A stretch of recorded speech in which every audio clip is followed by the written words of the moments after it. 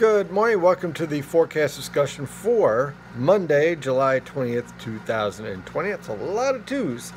You might be wondering why you're just seeing me and not some maps. Well, unfortunately, my MacBook Pro pulled a Monday and basically crashed. Don't worry, it's at Apple. It's getting sent out and getting fixed. But in the meantime, you're just going to have me talking about the weather for our neck of the woods. I got to fix my glasses too at some point. So let's talk about what's generally happening here with this weather pattern. We have a cold front that's approaching now. In fact, we had a prefrontal trough move through this morning, produced some widely scattered showers and thunderstorms over the Poconos, the Catskills, and even parts of Connecticut and Long Island. For the most part, they remain weak, but they were capable of producing a little bit of a heavy downpour here and there. Otherwise, we're talking about fog. It's muggy. It's disgusting out there. Temperatures are in the 70s and 80s already.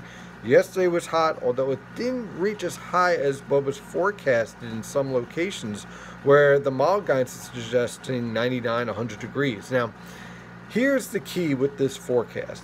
Today, all the way on through basically Sunday, you're going to have these cold fronts try to approach and move through the region.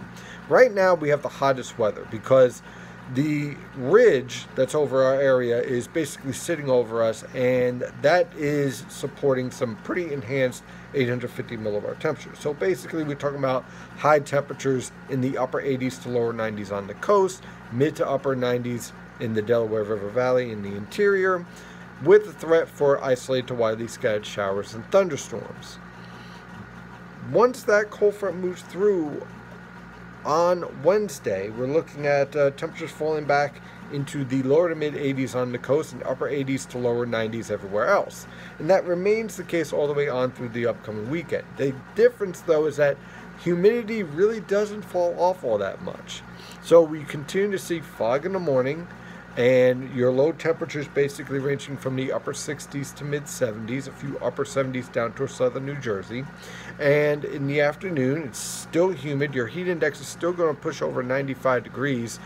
Today and tomorrow is going to push over 100, thus the heat advisories and excessive heat warnings. So make sure you drink plenty of water. But the only difference that cold front is going to do is knock our temperatures down from 95, 96 to 92, 93.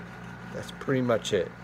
And we're going to remain in that scenario all the way on through the upcoming weekend. Now, these thunderstorms, the best way to handle it is that your neighbor could get 2 inches of rain and you could get nothing.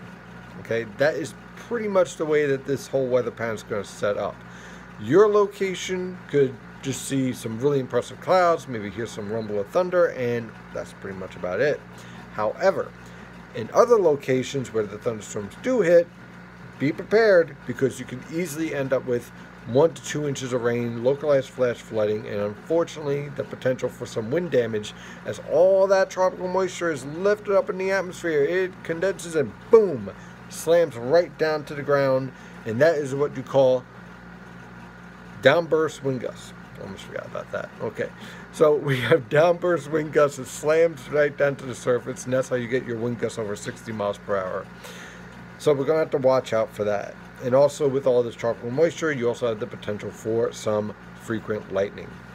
That is your forecast discussion for today. I'm going to be doing this all the way until I get my MacBook Pro back, which right now I'm really, really wishing it'd get back a lot faster. But it looks like maybe 1 to 2 weeks.